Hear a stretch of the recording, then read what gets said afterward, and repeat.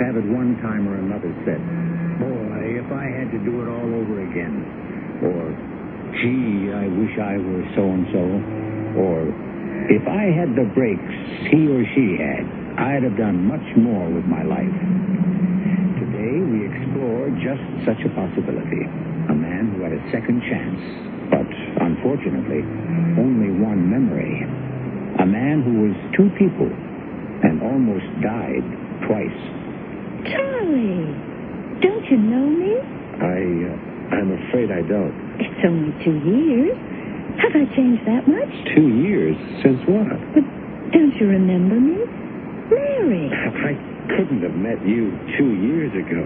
But you did. I wasn't born 2 years ago. That's why.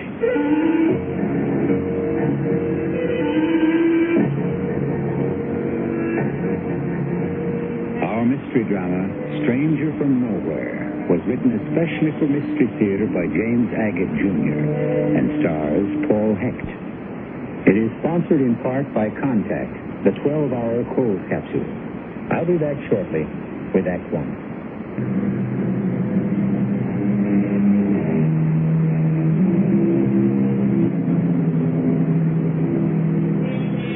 We're in Texas, USA. I don't have to tell you one of the reasons for his fame. I shan't name names or actual sites, but the reason is space. One of the main space centers of the country is there. It is also where you'll find geneticists, scientists, and the newest electronic gear listening to space out there for whatever or whoever is out there.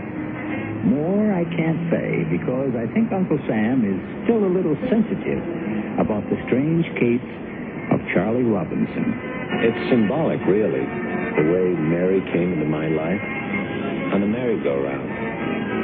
It was late Saturday night. I'd spent all day at the carnival watching the people with their children having fun on the rides, the slides, sticky cotton candy all over their faces. Made me wish I was married and had a kid of my own. Then the place emptied, and I got onto the merry-go-round for a last ride.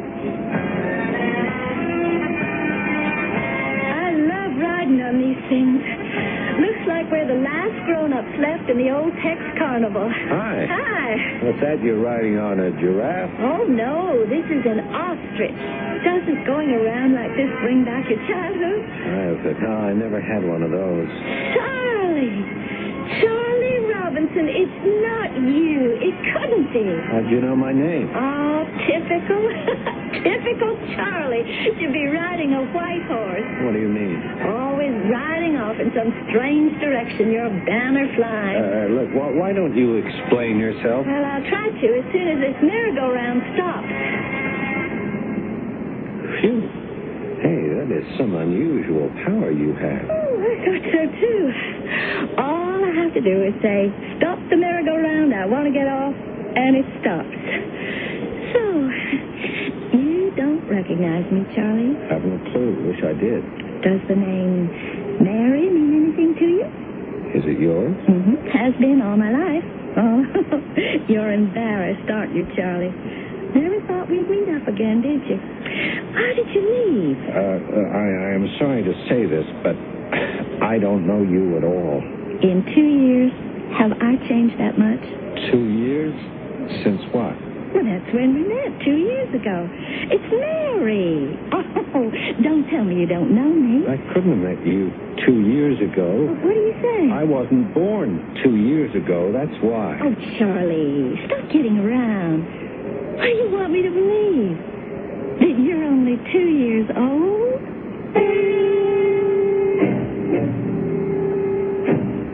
I realized the moment I said 2 years ago, I wasn't on Earth. It was a mistake. But sometimes things slip out before you can stop them. But this girl and that name I couldn't figure. Because Charlie Robinson was a name I was sure I'd made up for my identity on Earth. My real name is Selrah, Selrah. I put a C in front of it, spell it backwards, and it makes Charles. As soon as I got back to my apartment, I unscrewed the silver spheroid and talked to my contact, Jarva. Jarva? Yes, What is your report? We are ready to take it down. Jarva, I've had an unnerving experience today. What is it? A young lady said she knew me. She called me by my Earth name. What did she want? I don't know. Recognition, acclaim. I thought you might help me, Jarva.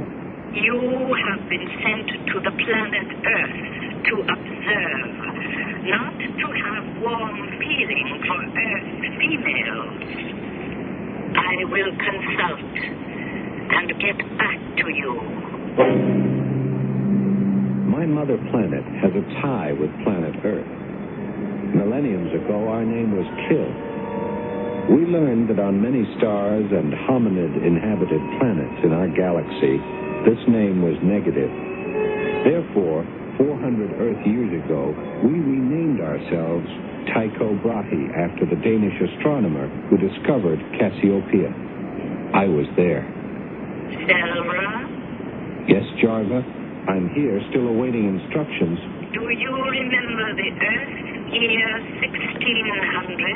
1600 Anno Domini. Very well. You had a meeting in Prague with Johann Kepler and the great astronomer after whom our planet is named. Tycho Brahe, yes? On that occasion, you were 30 Earth years old, the same as you are today, and you made yourself into an expert astronomer.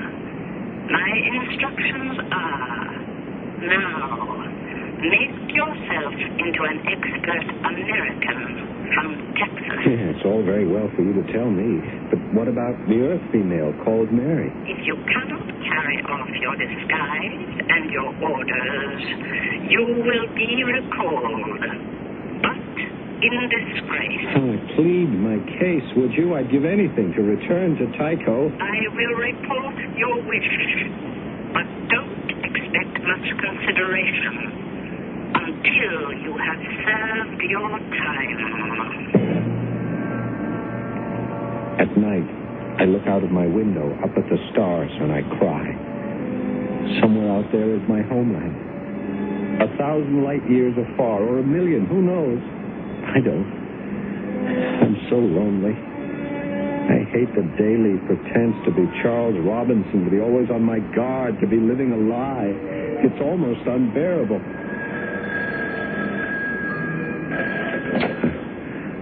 Hello? Tracked you down, didn't I? Who is this? Charlie Robinson. Don't give me that who is this routine. It's Mary, and you know it is. Oh, yeah, of course. I was just sitting here.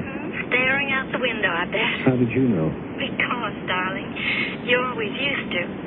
I did? If I didn't know you so well, I'd be insulted. After disappearing as you did, and then our accidental meeting on the merry-go-round, I'd think you'd be full of apologies. Apologies for what? Are you continuing this pretense? I suppose you've forgotten you asked me to marry you. I did. You most certainly did. And did I marry you? Very funny, aren't you? Hello? Hello? I didn't bother to knock. So, this is where you live. But don't you think this charade has gone far enough? Mary, I am being honest with you. I don't know what you're talking about. You don't remember marrying me? You don't remember our honeymoon? You don't remember disappearing 2 years ago? Tell me more about myself. There's not that much to tell. What are you trying to make me believe? You have amnesia? Please tell me about myself, whatever you know. Okay. If that's the way you want to play it. You had a good job here in Houston in space research. We went on our honeymoon to the Solar Disturbance Forecast Center in Colorado. We came home, you disappeared. No one ever saw you again. Solar Disturbance Center, huh? I had no idea you all were that far advanced in cosmic investigation. Charlie, how can you look me in the face and say this is all news to you?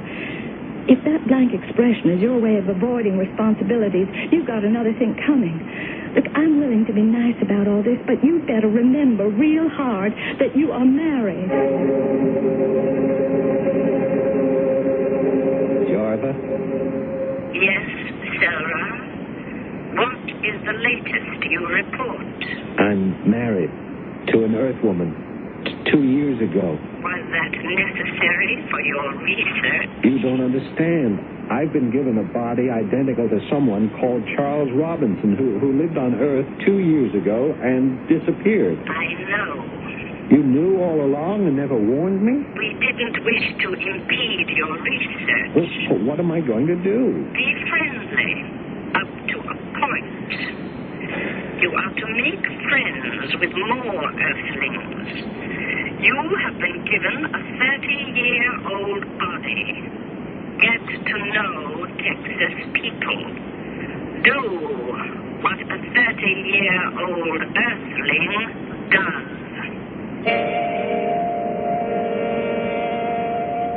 Chronometry is an Earth science to measure time. Clocks and calendars do not exist on Tycho Brahe. By earthly standards, I am thousands of years old.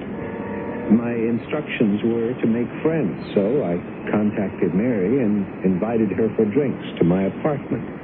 I want you back home with me. Mary, besides my physical resemblance, what makes you think I'm your husband? 1,000 things, starting with your name. I told you I made it up. It's a coincidence. Are you in hiding, Charlie?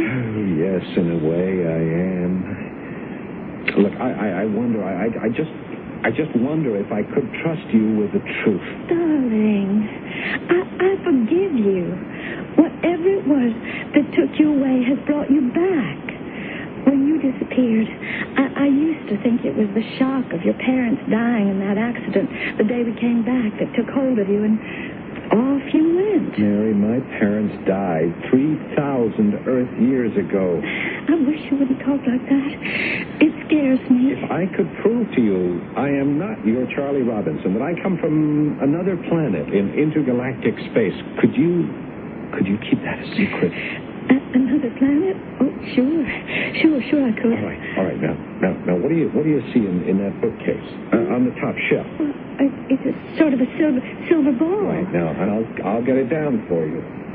I'm going to open it and put the two halves on the table. Pull up a chair. What is it? It's not silver, is it? It looks sort of iridescent. There. I've unscrewed the two halves of the sphere. Now, lay them side by side, face up. Is it some kind of a magic trick? Maybe I overestimated your intuition. Jarva? Can you hear me? Jarva, are you listening? Jarva, I have a visitor with me.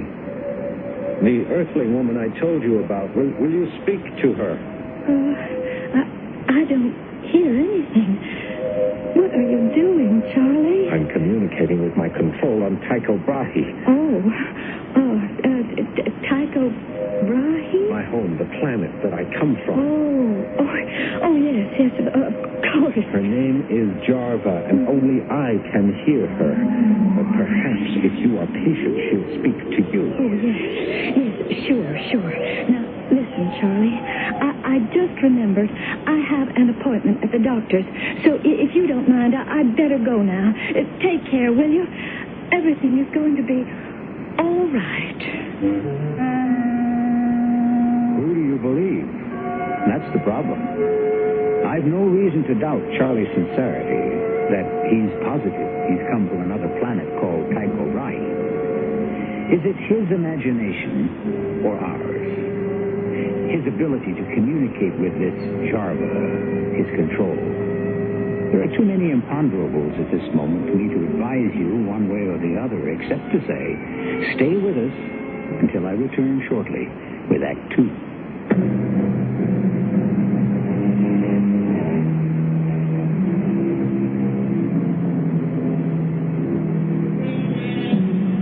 Case of amnesia? Is that what we have here? Could be.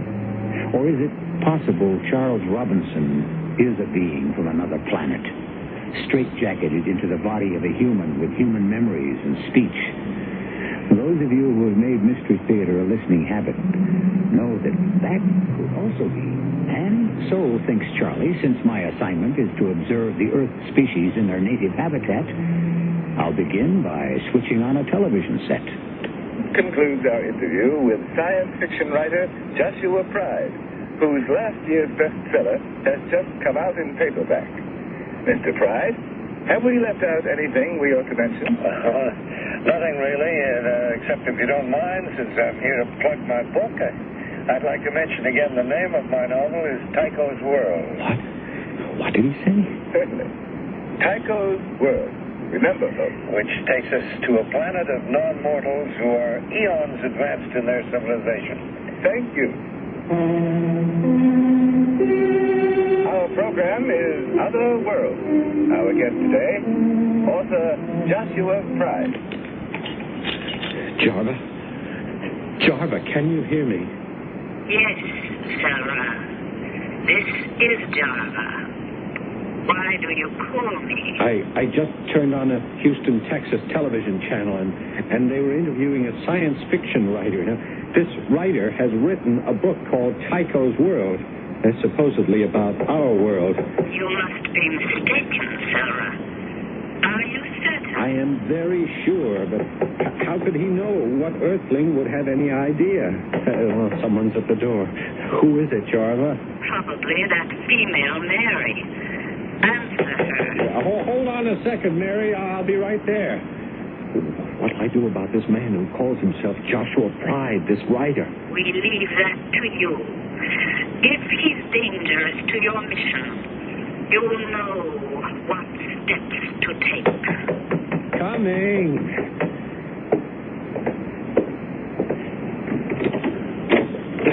Oh, I'm awfully sorry. I was watching television. I didn't hear you. I was beginning to get worried. Can I come in? Sure, why not? Why are you here, Mary? I've come to apologize. For what? For running out on you the other day. Remember? You were going to communicate with your control in another world. I got scared. I thought you were crazy. And what do you think now? That you need me. Now, look, Mary, something has happened. I just saw something on television, and I need your help. There's somebody I've got to know more about. Of course I'll help. And you can do something for me. For both of us, really. What? Well, I found out today something I never knew. The space project you were working on 2 years ago when you disappeared was headed up by a Dr. Latrobe, a genetic studies project. Do you remember him, Charlie? No, I don't. What are you getting at? Well, he never knew we were married. He called me today. He would like me to bring you to see him. Mary, I am not that Charles He Robinson. says he worked with you. I think maybe he could help straighten things out. Oh, all right. I'll see him. But I want you to do something for me first. Anything, darling. There's a science fiction writer called Joshua Pride. I just saw him interviewed. Joshua Pride? Oh, of course. I took a creative writing class with him last year. He lives here in Houston. I want to meet him. It's very important. I'll do my best. Can I see him today? Tomorrow? I have no idea. I'll go to talk to him. I'll find out when he can see us. Not us, Mary. Me, alone. I have to see him alone. Do you understand? Mr. Pride, it was good of you to let me see you on such short notice. I didn't think you remembered me. Well, of course I did, Mary. For a former student, I'm always available. Besides, you sounded so distressed on the phone. What's on your mind? Well, 2 years ago, I married my husband. He was working at the Space Genetics Research Center. I didn't know that then. It was also hush-hush. And then Charlie's parents died, and a day later he disappeared. It just vanished. So I went out to work, and, well, as you know, last year I thought I'd like to do more than just a 9-to-5 secretarial job. So I took your writing course. You showed a great deal of promise. Have you kept up your writing? Well, I tried to. But that's not why I'm here. See, Charlie, my husband, he showed up the other day, but he's different.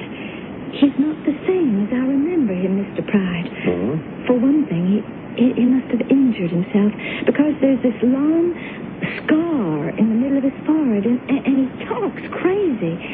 He says he doesn't remember me at all, that he wasn't even on Earth 2 years ago, that he's from somewhere else, another planet. Do you know why he wants to see me? He didn't say. It would be a big favor to me if you would come. Why, I don't know, Mary. Let me think it over, and I'll get back to you. You mean you won't? Well, I mean, I have certain obligations to myself, others. If your husband is suffering from certain delusions, how could I blindly go ahead and meet him alone, as you say? Well, I'll think about it. When Mary told me Joshua Pride was reluctant to meet with me, I knew something was wrong. He was either afraid for some reason, or he, too, was from my planet, Teitel. I consulted my control. Speak, Sarah. This so-called science fiction writer has not yet agreed to see me. Why do you say so-called? Because I am not sure he is what he claims to be. He could be from the far side of our planet because he's unlike us. I saw his face clearly on television, and he has no third eye, or even the slightest scar of its removal. That means nothing. He could have had a better plastic surgeon than the one who removed your third eye. Why is he hesitating to meet me? Sarah, we have told you to deal with the problem. Don't get in touch again until you have.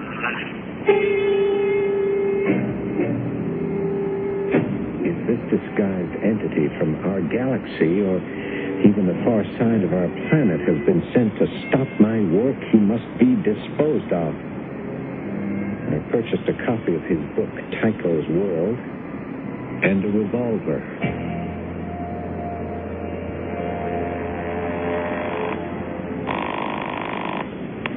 Hello? Mary Robinson? Mr. Pride? Is that you? Yes, it is. Look, I've given a good deal of thought to your situation, but I'm afraid I can't help. You don't mean you can't help, but that you won't. Well, whichever way you want to interpret it, to invite a complete stranger to my house for me to see it, well, let's put it this way, Mary. I just don't have the time. I'm sorry I asked you, Mr. Pride. I had no idea. And of course I understand. However, Mary? She hung up on you, didn't she? Who are you? How did you get in here? Your front door was unlocked. I'm Charles Robinson, the man Mary wanted you to meet. May I sit down? I suppose so, now that you're here. Thank you. Oh, I see you have a copy of my book. You're afraid of me, aren't you? Well, I'm alone. It's nighttime. Stranger walks into my house. Why shouldn't I be afraid? By the way, Joshua Pride, that isn't your real name, is it? Well, what a strange thing for you to say. As a matter of fact, it is. That's a real chip you have on your shoulder, Robinson. It is your real name? Look, I'm not going to call the police or anything like that, see? After all, it's important for me to keep seeing you people and get fresh impressions. So you just sit back, Robinson. Make yourself comfortable, and we'll have a nice talk. All right? Where did you get the name Tycho from? It just came to me. Liar. Well, I must have read it somewhere. I open your book to page 78. Here, you say this planet Tycho was once named Argon, but in honor of a Danish astronomer, the name was changed to Tycho Brahe. How did you know that? Well, heavens, the foggiest. It seemed like a good idea. Yeah, of course, you only have half of it. Our planet's original name was Kill, not Argon. My dear man, I used the word argon because I could then call the early space and time travelers Argonauts. That's why. Yeah, you're mistaken about that also. You're quite wrong. Robinson, Charlie, it's all made up, invented. It's not right or wrong. There is no such thing as space on Teitel. We are time beings and time travelers only. That is why I go back hundreds, thousands of years, as if they were what Earth people called yesterday. Will you explain to me why you came here? To find out why so much of what you have written is based on fact, and how come you know it all. I think I've had just about enough for an evening. You may, but I haven't. And that's why I brought with me this handy means of persuading you to tell the truth. Now, hold on just a moment. We're not going to get anywhere by using force. I believe this is the way a revolver is loaded. Here, I marked this page 148. You talk about how each traveler to Earth is assigned a control. Yes, I do. And here on the next page, 149, you call this control by the name of Jarva. Now, don't tell me this is also a coincidence, that Jarva came to you out of the blue. But it did. I made it up. It's all fiction. Most of it is fact. You say... I know. Because Teitel is my home. You're mad. You are either one of us masquerading as human, as I am, or you are here to unmask me. Let me see. How does this safety catch work? Oh, yes. To think what you're doing. Over the centuries, I've come often to Earth to watch, to report, and return. Sometimes I have to destroy an enemy, an unworthy creature. I'll tell you anything I possibly can, but put that gun down. It could go off. Unless you tell me by what right you use the name of my planet and my people, I have no alternative but to fire. No, don't. If you are from Teitel, a bullet won't dispose of you. You know that. I know that. Of course, if you are human, it means the end. Stop, Robinson. Yes, I am from Teitel. Yes, I've been assigned to spy on you.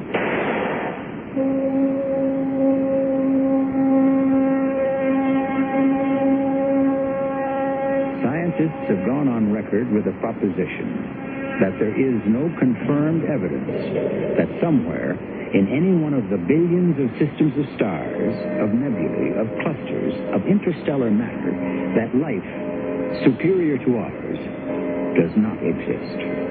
Every day, our monitors record unexplainable interruptions of light and radio waves. So do not discount the possibility of truth in what you are hearing.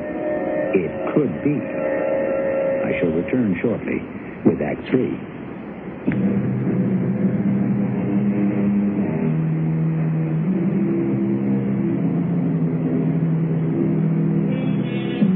As our story becomes more intricate, it also becomes more incredible. A creature arrives on Earth, the duplicate of a man who has disappeared, identical except for a third eye, which he has had surgically removed. The creature is called Charlie Robinson. He thinks like a man, yet often talks like a history book. He's controlled by a voice contained in a silver sphere. He has just shot a writer called Joshua Pride. Mary, what are you doing here so late? I had to see you, Charlie. I called and called, but you weren't here. I have to go out. I've made a date for us to see Dr. Latrobe. Who's that? Charlie, remember your promise? You said you'd see him. Did I say that? The man you worked for here in Houston 2 years ago in space genetics, he's waiting for us now. Now? It's 11 o'clock at night. He said he'd see us now. Please, Charlie, we must. What's the hurry? It's for your own good. You promised. I don't understand why we can't go see this man tomorrow. I'm very tired. Tomorrow will be too late, believe me. Why? Why? Because your life is in danger. Please come. Oh, no. Charlie, is there a back way out of this apartment? I don't understand. Don't. Tonight you tried to kill Joshua Pride. You fired a gun at him. He called me as soon as you left. I'm trying to save you. Now do you understand? Those are police down there. What will they do to me? Attempted murder. Probably put you in jail. I'm the only one who knows. Whatever you did, it wasn't your fault. Hurry, please. Prison? There isn't a prison on earth that could hold me.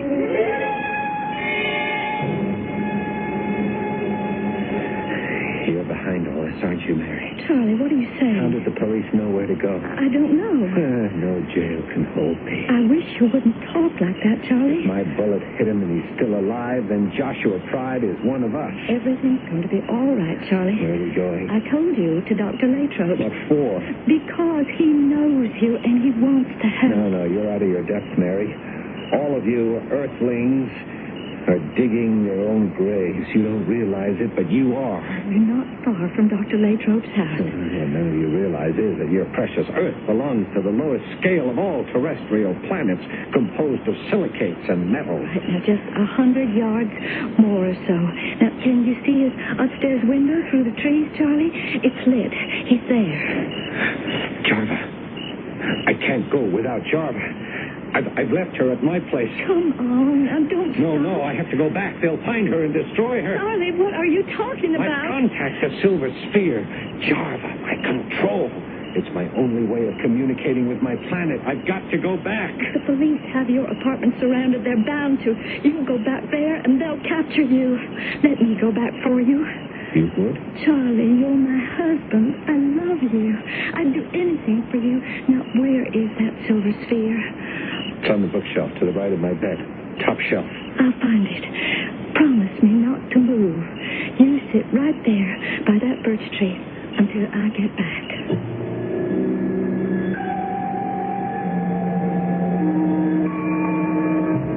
Darn it. Where is it? Oh, I can't make out anything in the dark. It's not here on the shelf where it said it was. Maybe if I just reach past these books. Oh, now I've done it. Why didn't you turn on the light, miss? Oh, You can see what you're doing much better. I was just, I know. We were just looking for something to read. You're a policeman. That's right. I was just looking for something for a friend.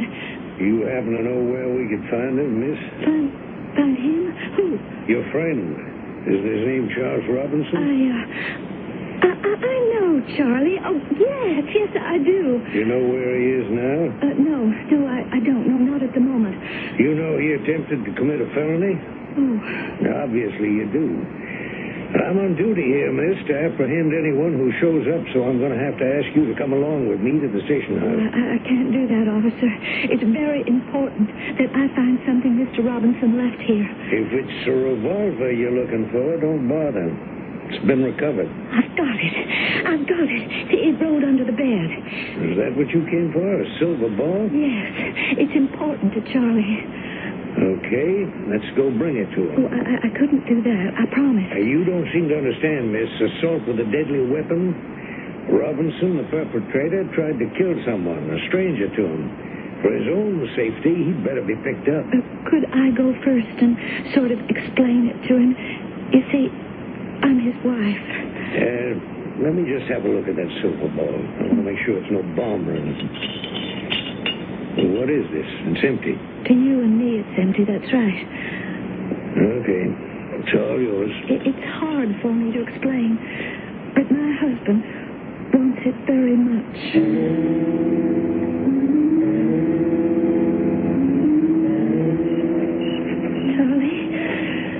Charlie, where are you?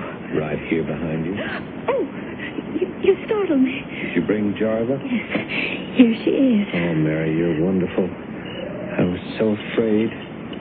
Charlie, I want to tell you something. No, wait. Until I've made contact. And then we can talk. Jarva? Jarva, can you hear me? This is Selrod, Jarva. There's nothing. What is it? What's the matter? Jarva? Charlie? I can't get through. Jarva, this is Selrod, citizen of Teitel. Heath. Help me, Jarva. Don't leave me on Earth alone. Mary, it's all over. They've abandoned me. Charles Robinson, will you put your hands up and come forward quietly? Oh, Mary. It's for your own good. Glad you're here, Mary. You know Joshua Pride? Yes, I do, Dr. Latrobe. Hello, Mary. I understand Charlie's getting better every day. Yes, Robinson is improving greatly. Everything he imagined seems to be disappearing from his mind. Everyone's been so understanding from the beginning. The police letting you take Charlie to the hospital, Dr. Latrobe, to say nothing of you, Mr. Pride, not pressing charges. When Dr. Latrobe told me the bullets were blanks, I didn't want to look silly. Besides, Robinson wasn't himself. It was amnesia, wasn't it? No doubt about it. What I don't understand is where did he get those wild ideas about coming from another planet? My fictional planet, in fact. I expect very soon it will all seem like a bad dream, if he remembers it. He's lucky. He won't, but I always will. Why so? 2 years ago, when Charlie was working here, I found him in the laboratory one morning, unconscious. But why wasn't I told? Mary, we had no idea he was married. His parents had just died in an accident, and we thought he was alone in the world. Oh, excuse me. Yes? Yes, Doctor. Yes, she's here. I'll send her right along. Thanks. I'm glad to hear it. That was Dr. Mercer, the neurophysicist in charge. He says, Mary, if you go down to his office and wait, you can have a visit with your husband. The whole thing had to be kept quiet, Mr. Pride. We were doing these top-secret genetic studies, So, when you found Robinson unconscious that morning, you couldn't bring him around, eh? He came to a total amnesiac. How could we release him like that, knowing no one, not his own name or where he was from? Here we had a man with a great brain capability, but no memory. So we used him as a guinea pig. You're kidding. We programmed him, giving him memories, ambition, a reason for living. Well, how could you do that? Oh, my Lord, of course. You used my book. Teitel's World, exactly. And all the fictional characters in it. Robinson became one of them. It took months, but we instilled in his dormant cells who he was, where he came from, and what he had to do on Earth. Spy and report. We gave him the name Sarah. Java, a character in your book, became his control. That explains it. We gave him a miniaturized sender receiver in a sphere he carried with him, which we monitored day and night. The scar on his forehead, which was really the result of a fall in the laboratory, became plastic surgery removal of a third eye. I never thought when I invented that idea that someone would believe it.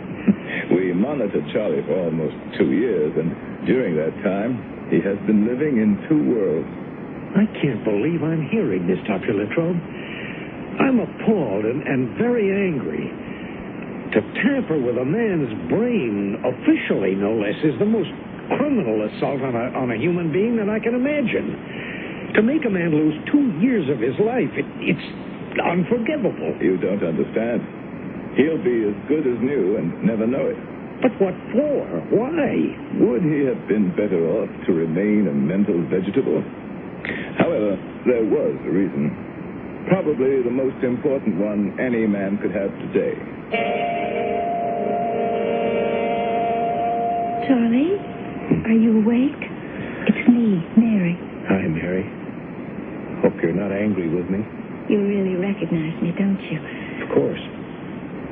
I apologize for ending up in the hospital the first week we're married like this. You just get well, and we'll pick up where we left off. Tell you a funny thing, I've been trying to remember what happened. Was it last night or the night before my first back at Dr. Latrobe's lab? I know I was working late. You didn't call me. I was getting worried. What's the new bride going to think? I was standing on one of those lab tables to change a light bulb in the ceiling that had gone out. That's all I remember. I must have fallen and knocked myself out. See the scar on my forehead? I really heal fast, don't I? Hey, you're in good shape, darling. And Latrobe's not mad at me for holding up the experiments? long have I been here? A day or two? Nobody's mad at you, Charlie. Oh, Mary, I'm getting awfully sleepy. They keep giving me these drugs so I relax. Then I'll come back to the hospital. You better. I want to go home tomorrow. You have my word to keep it quiet. Why did you pull that mind indoctrination on Robinson? This government has reason to believe emissaries from other planets are at this very moment right here on Earth, living among us, disguised as human beings. By programming Robinson, following his every move, we hope to learn something about the reasoning process of such a non-mortal person, a creature from outer space who is sent here and must deal with life in our world. I don't know. Why not live and let live, Doctor? Because it's about time we found out whether, in this vast universe, we have friends or enemies.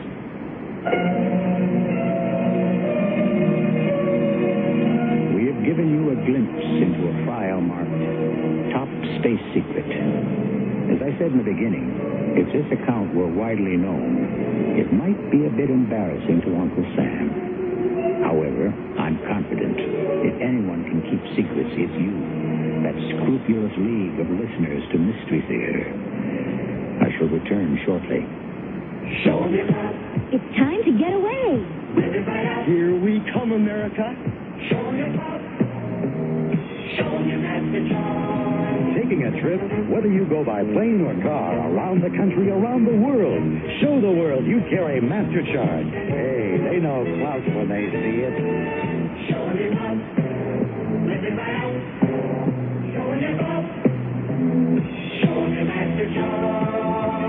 For a wonderful trip. For places to see, Places to eat. places to sleep, Places to stop. for all the clothes, For all the gear. for cameras, Film. radios, For instant cash. for whatever, Wherever. whenever. Show them your clout and travel easy. No matter where you travel, no matter how far you roam, they speak Master Charge. They understand clout.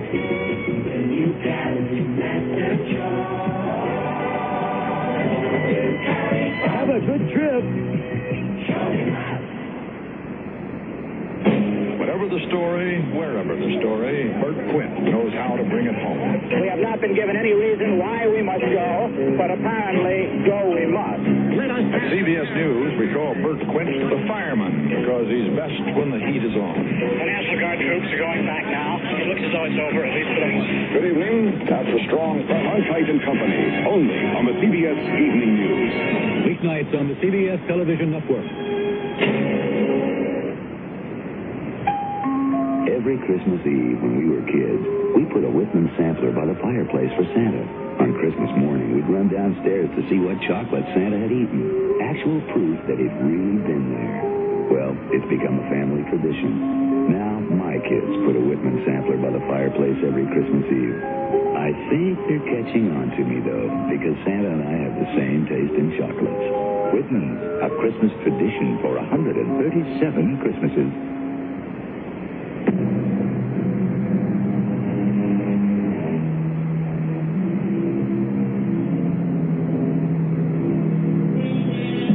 Automated and impersonal world, in a society that trusts the readouts of a computer rather than the readings of the human heart, nobody can close his mind to the possibility that someday science may become the ultimate deity.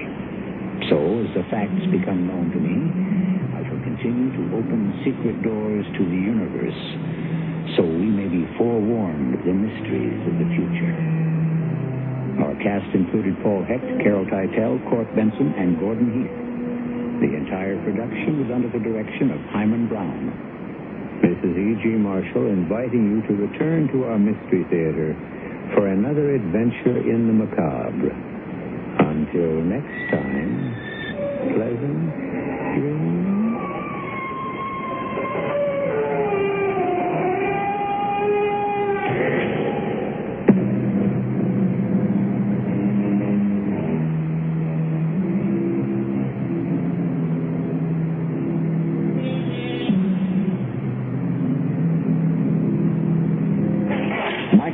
Cool News sportscaster thinks there's more to sports than just scores. Where we can get close and away from the grandstands and into where it's really happening.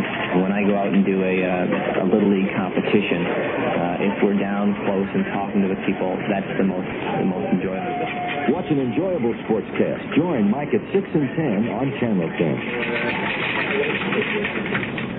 And this is KARZ in Phoenix, and we have CBS News coming up in just a couple of seconds, probably about now. CBS News. An anti-Castro group has claimed responsibility for a powerful bomb which rocked the Soviet UN mission in New York Tuesday night.